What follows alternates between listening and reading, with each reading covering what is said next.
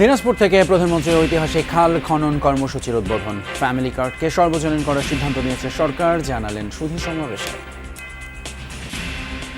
খাল খননের মাধ্যমে উজানের সময়, বর্ষার সময় যে অতিরিক্ত পানিটা, সেই পানিটা আমরা ধরে রাখবো, যাতে শুষ্ক মৌসুমেই হোক, বর্ষা মৌসুমেই হোক, আমরা আমাদের কৃষক ভাইদেরকে পানি সরবরাহ করতে পারি। ঈদের ছুটিতে ঘরমুখো মানুষ, লঞ্চ, বাস, ট্রেনে বেড়েছে যাত্রী চাপ, বাড়তি ভাড়া নেয় কয়েকটি পরিবহনকে অর্থদণ্ড, মন্ত্রীর কড়া বার্তা। ফিটনেসবিহীন গাড়ি চলা আমরা সম্পূর্ণভাবে নিষিদ্ধ এবং নিরুৎসাহিত করছি, কন্ট্রোল করছি, আমাদের মনিটরিং টিম দেখছে। যাচ্ছি যে বাড়িতে সবার সঙ্গে আরো কিছুটা দিন সময় কাটাবো, সুন্দরভাবে সিরিয়াল পাবেন, মানে সিরিয়াল মেনটেনেন্স করে আমরা গাড়িতে উঠছি।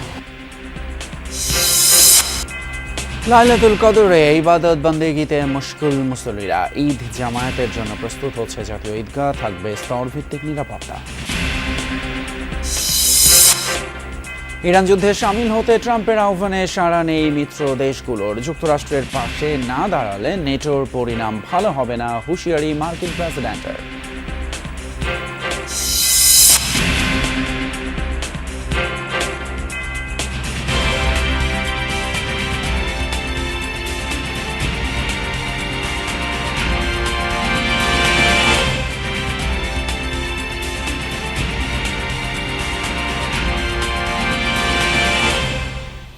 সবাইকে আমন্ত্রণ যমুনা নিউজে, আপনাদের সঙ্গে আছি আমি ফয়সাল তিতুমির। এতক্ষণ শিরোনামগুলো দেখলেন।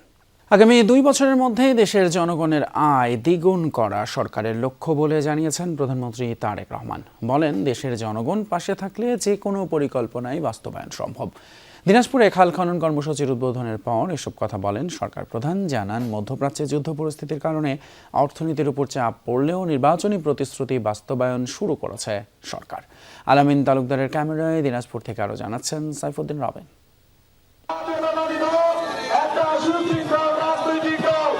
যেন ভালোর পথ ধরে আলোর দিকে চলা। বাবা প্রয়াত রাষ্ট্রপতি জিয়াউর রহমানের মতো কাদা মাটির কাছাকাছি প্রধানমন্ত্রী তারেক রহমান। 21 বছর পর নানাবাড়ি দিনাজপুরে এসেই পায়ে হেঁটে ছুটলেন গ্রামের পথে। প্রধানমন্ত্রী নিজেই তুলে নিলেন কোদাল।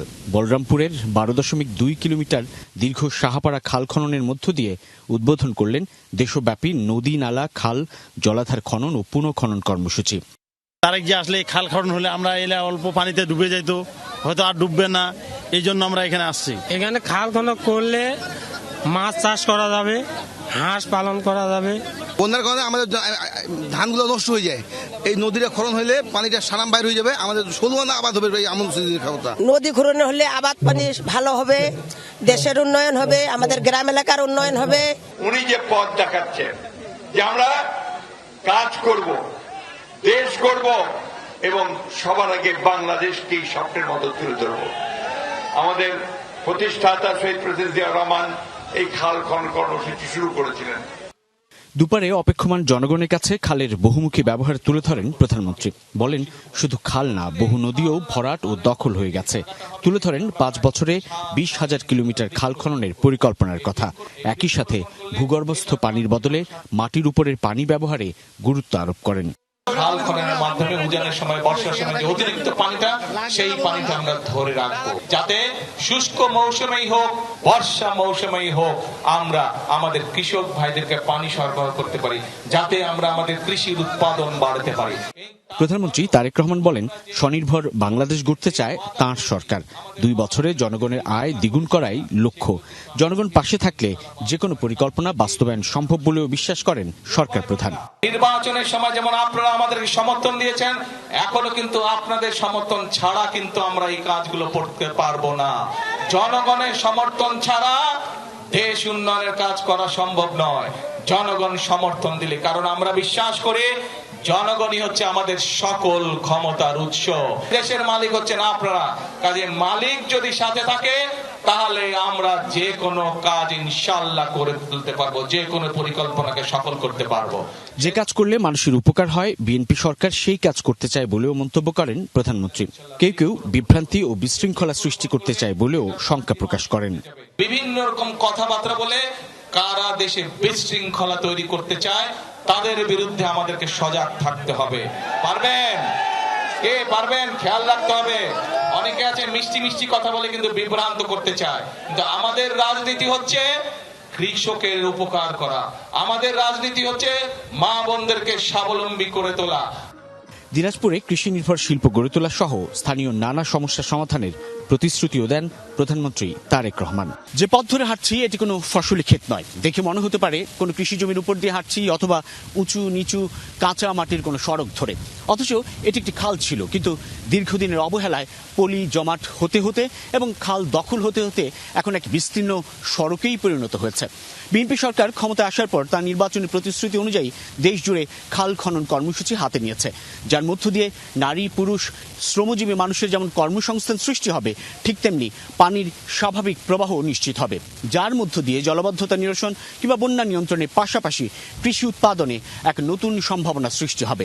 বিশেষজ্ঞরা বলছেন পানি ব্যবস্থাপনায় এক মাইল ফলক উদ্যোগ, যার মধ্য দিয়ে আগামীর বাংলাদেশ হবে খাদ্যে স্বয়ংসম্পূর্ণ, সুযোগ সৃষ্টি হবে খাদ্য রপ্তানিরও। এর আগে সকাল 10:15টায় অভ্যন্তরীণ ফ্লাইটে সৈয়দপুর বিমানবন্দরে পৌঁছান প্রধানমন্ত্রী তারেক রহমান। পরে সড়ক পথে যোগ দেন দিনাজপুরের প্রত্যন্ত এলাকার এই খাল খনন কর্মসূচিতে। সাইফুদ্দিন রবিন, যমুনা নিউজ, কাহারুল, দিনাজপুর। এদিকে ফ্যামিলি কার্ডকে সর্বজনীন করার সিদ্ধান্ত নিয়েছে সরকার, তবে যাদের প্রয়োজন নেই তারা এই কার্ড নেবে না বলে আশা প্রকাশ করেছেন প্রধানমন্ত্রী তারেক রহমান। দিনাজপুরের গড়ে শাহী ময়দানে জেলা বিএনপি আয়োজিত সুধী সমাবেশ এবং ইফতার মাহফিলে এসব কথা বলেন তিনি।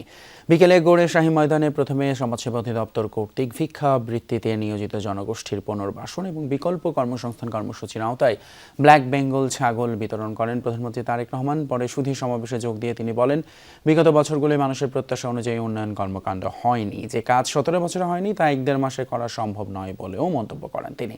প্রধানমন্ত্রী বলেন, যারা ভোট দিয়েছেন বা দেননি, এই সরকার প্রত্যেকের। অস্থির না হয়ে ধৈর্য সহকারে সকলে মিলে দেশ গড়ার আহ্বান জানান প্রধানমন্ত্রী তারেক রহমান। জনসংখ্যার অর্ধেক হচ্ছে নারী।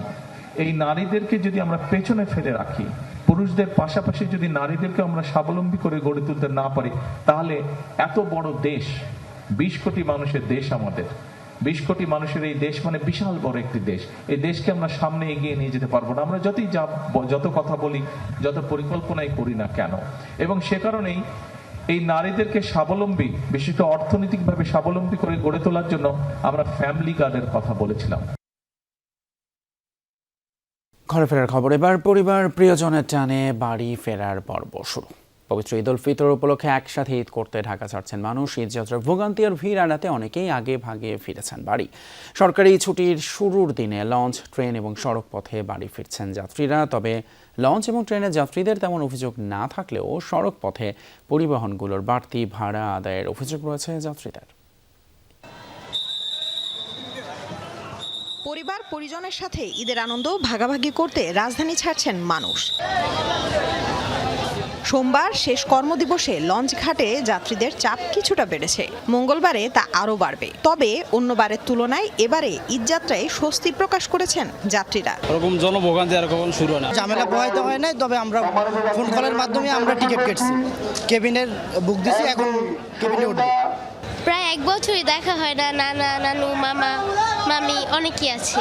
এদিকে ট্রেনের চিত্র ঠিক ভিন্ন। কর্মদিবসের শেষ দিনেও রয়েছে ট্রেনের যাত্রীদের চাপ। পরিবারের সাথে ঈদ উদযাপন করতেই নিরাপত্তা উপেক্ষা করেই অনেকে জায়গা করে নিয়েছেন ট্রেনের ছাদে। তবে ট্রেনে ছিল না কোনো শিডিউল বিপর্যয়। রিক্স হলে কিছু কারণে বাড়ি যাইতে হবে আমার, কারণ এই জায়গায় থাকার মতো স্পেস নেই আমার। বাড়িতে তো যেতে হবে। শিডিউল বিপর্যয় নাই, আমরা যে গাড়িতে যাচ্ছি এটা আপনার 1 ঘন্টা আগেই আসছে। ট্রেন যথাসময়ের আগেই প্রবেশ করছে এবং রাইট টাইমে ছেড়ে যাবে ইনশাআল্লাহ, এটাই সবচেয়ে বড় পাওয়া। সরকারি ছুটি শুরুর আগের দিনে সড়ক পথে ঢাকা ছাড়ছে মানুষ। তবে বেশিরভাগ যাত্রীরই অভিযোগ বাড়তি ভাড়া নিয়ে। আব্দুল্লাপুরে 2টি পরিবহনকে 20,000 টাকা জরিমানাও করা হয়েছে। যখন নামানো যেতাম আগে হচ্ছে আমাদের নর্মাল গাড়িতে 600 টাকা নিত, আর এমনি সোহাগ পরিবারে 700 টাকা নিত। তা আজকে ঈদের সময় এখন আমার নিচ্ছে 960 টাকা। আমি যাবো সাতক্ষীরাতে, আগে ভাড়া নিত 700 750, এখন নিচ্ছে 940। অভিযোগের প্রেক্ষিতে দেখতে পেলাম যে এরা ভাড়া বেশি নিচ্ছে। অতিরিক্ত ভাড়া নেওয়ার অপরাধে এই কাউন্টারকে জরিমানা করা হয়েছে 10,000 টাকা। সামনের 3-4 দিনও ঈদযাত্রা স্বস্তির হবে বলে মনে করছেন ঘরমুখ মানুষেরা। লামিয়া তিথি, যমুনা নিউজ, ঢাকা। জাতীয় ঈদগাহ মাঠে জামায়াতের প্রস্তুতি প্রায় সম্পন্ন। এবার ৩৫,০০০ মানুষ একসাথে নামাজ পড়তে পারবেন, এই তথ্য জানিয়েছেন ঢাকা দক্ষিণ সিটি কর্পোরেশনের প্রশাসক মোহাম্মদ আব্দুস সালাম। সকালে জাতীয় ঈদগাহ পরিদর্শন শেষে কথা জানান তিনি। বলেন, সার্বিক নিরাপত্তায় সব রকম ব্যবস্থা রাখা হয়েছে। প্রধানমন্ত্রীর নিরাপত্তায় বিশেষ ব্যবস্থা থাকবে বলেও জানান প্রশাসক। ঈদ জামায়াতে নারীরাও অংশ নিতে পারবেন। পর্যাপ্ত লাইট এবং ফ্যানের ব্যবস্থা করা হয়েছে। এছাড়া ভ্রাম্যমাণ টয়লেটের পাশাপাশি প্রাথমিক চিকিৎসার ব্যবস্থাও থাকবে। বৃষ্টির জন্য সব ধরনের প্রস্তুতি রয়েছে বলে জানান ডিএসসিসি প্রশাসক। রমজানের শেষ দশকের সবচেয়ে মহিমান্বিত রাত লাইলাতুল কদর, যে রাতকে হাজার মাসের চেয়েও শ্রেষ্ঠ আখ্যায়িত করা হয়েছে পবিত্র কোরআনে। ক্ষমা প্রার্থনার স্রষ্টার নৈকট্য লাভের আশায় নির্ঘুম রাত যাপন করছেন ধর্মপ্রাণ মুসল্লিরা। জাতীয় মসজিদ, বায়তুল মোকাররম সহ রাজধানী জুড়েই লাইলাতুল কদর পালিত হচ্ছে যথাযথ ভাব গাম্ভীর্য আর ইবাদত বন্দেগিতে। সে মহিমান্বিত রাতেই হজরত মুহাম্মদ সাল্লাল্লাহু আলাইহিস-সাল্লামের উম্মতদের জন্য নাজিল হয়েছিল পবিত্র আল কুরআন শরীফ। এই রাতে ইবাদতে মশগুল হন ধর্মপ্রাণ মুসল্লিরা। মসজিদে মসজিদেও চলে ইবাদত বন্দেগি। হাজার মাসের শ্রেষ্ঠ রজনীতে কায়মনোবাক্যে আল্লাহর কাছে প্রার্থনা করেন ইসলাম ধর্মাবলম্বীরা।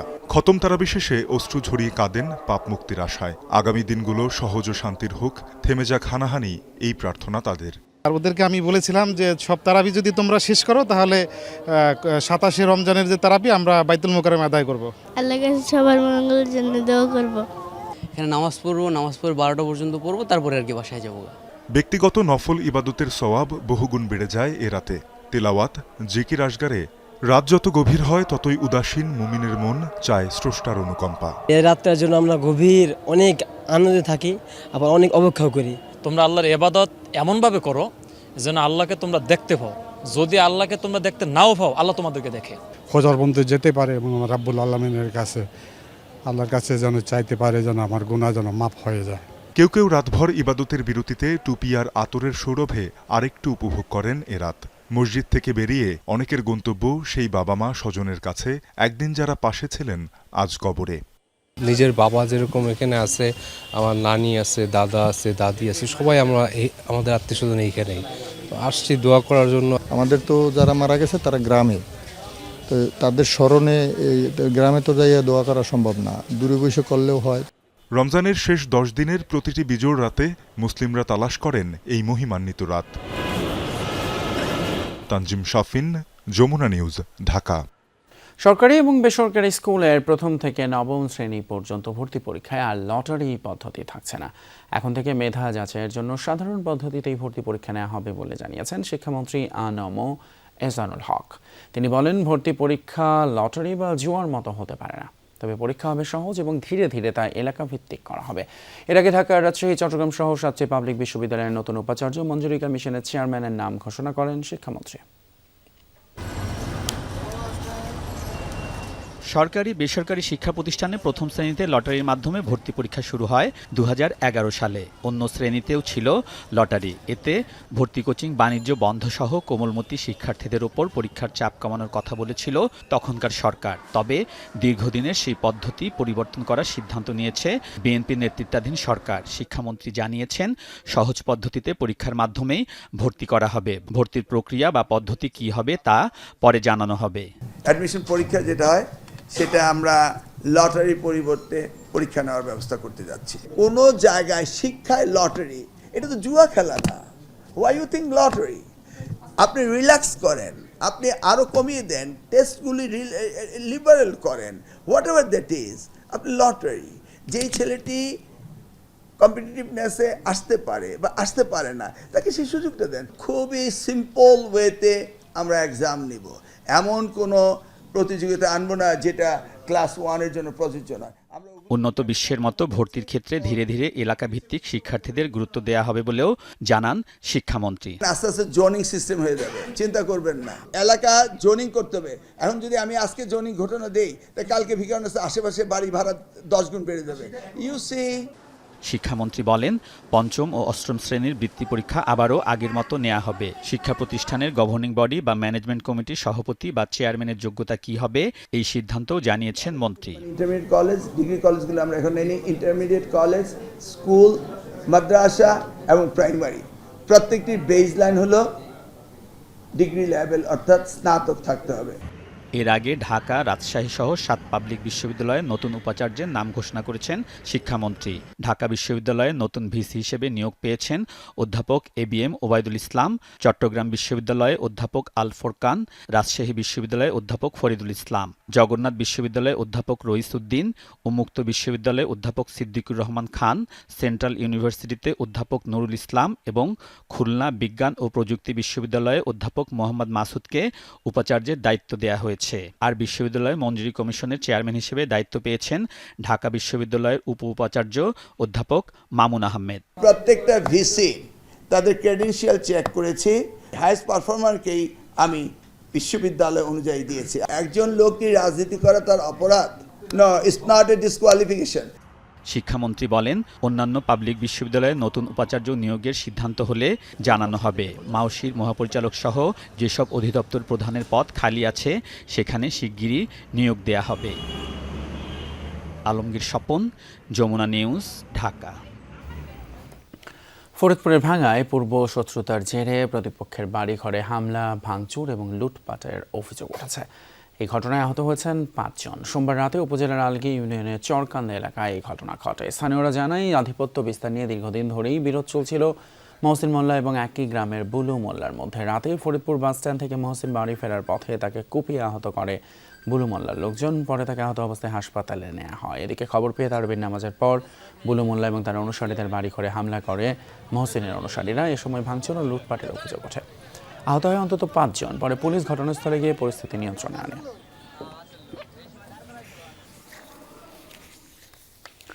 চীন এবং ভারতের সঙ্গে ঋণ নির্ভরতা কমিয়ে বিনিয়োগ এবং শিল্পায়নের উপর গুরুত্ব দেবে সরকার। সচিবালয়ে 2 দেশের রাষ্ট্রদূত এবং হাই কমিশনারের সাথে বৈঠক শেষে অর্থ উপদেষ্টা বলেছেন এই কথা। জানান, ভারতের আধার কার্ডের অভিজ্ঞতা নিয়ে দেশেও ওয়ান সিটিজেন কার্ড চালু করার বিষয়ে চিন্তা সরকারের। ভারতীয় হাই কমিশনার বলেন, চলমান প্রকল্প এবং নতুন সহযোগিতার ক্ষেত্র নিয়ে বাংলাদেশের সাথে কাজ করতে চায় সরকার। নতুন সরকারের মন্ত্রী ও নীতি নির্ধারকদের সাথে ধারাবাহিকভাবে বৈঠক করছেন ভারতীয় হাইকমিশনার ও চীনের রাষ্ট্রদূত। এর অংশ হিসেবে সোমবার সচিবালয়ে অর্থ উপদেষ্টার সাথে আলাদাভাবে দেখা করেন তারা। ভারতীয় হাইকমিশনের সাথে বৈঠকে 2 দেশের চলমান প্রকল্প, বিদ্যুৎ ও জ্বালানির ক্ষেত্রে সহযোগিতা বৃদ্ধি এবং বিনিয়োগ নিয়ে আলোচনা হয়েছে। 2 দেশই দীর্ঘমেয়াদে সহযোগিতার ক্ষেত্র আরও বাড়াতে চায়। অর্থ উপদেষ্টা বলেন, অতীতে ভারতের সঙ্গে অসম জ্বালানি চুক্তি হয়েছে, ভবিষ্যতে স্বার্থ রক্ষা করে চুক্তি হবে। বাংলাদেশে আমরা ফার্মার্স কার্ড, ফ্যামিলি কার্ড এবং অন্যান্য কার্ডের মাধ্যমে একটা ওয়ান সিটিজেন ওয়ান কার্ডের দিকে যাচ্ছে। সেই ক্ষেত্রে ভারতের এক ধরনের আধার কার্ড বিষয়ে অভিজ্ঞতা আছে, তাদের অভিজ্ঞতা কাজে লাগাতে পারি চাই। বাংলাদেশের চলমান প্রকল্পগুলো এবং ভবিষ্যতে সহযোগিতার সম্ভাব্য ক্ষেত্রগুলো নিয়ে আলোচনা হয়েছে। 2 দেশের মধ্যে ক্রস বর্ডার বিদ্যুৎ ও জ্বালানির সংযোগ রয়েছে। সেই সহযোগিতাকে আরও শক্তিশালী করার উপায় নিয়ে কথা হয়েছে বৈঠকে।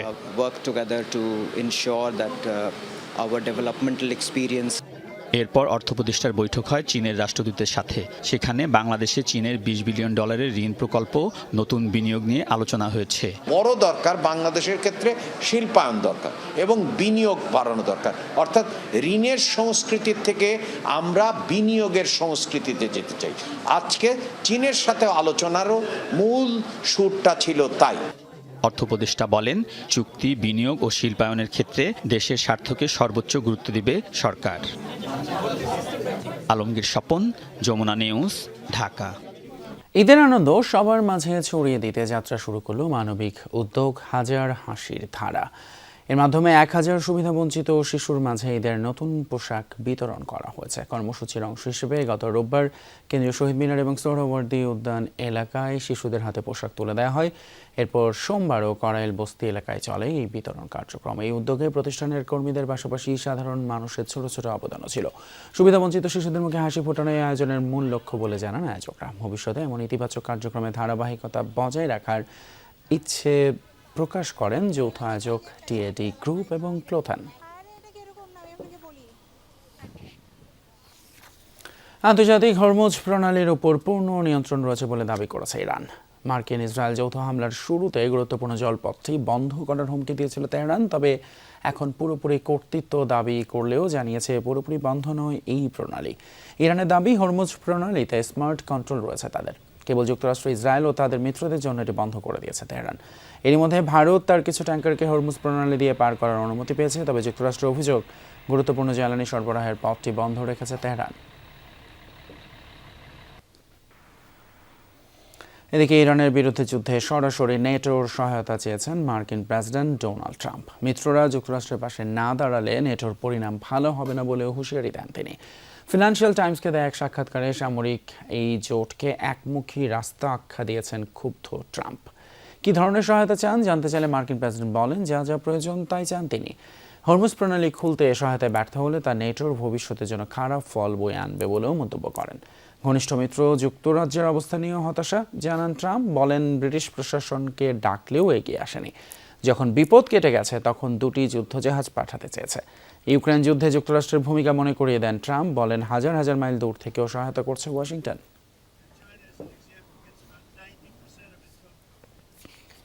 দর্শক, এই ছিল যমুনা নিউজ এখনকার মতো। এতক্ষণ সাথে থাকার জন্য ধন্যবাদ আপনাদের সবাইকে।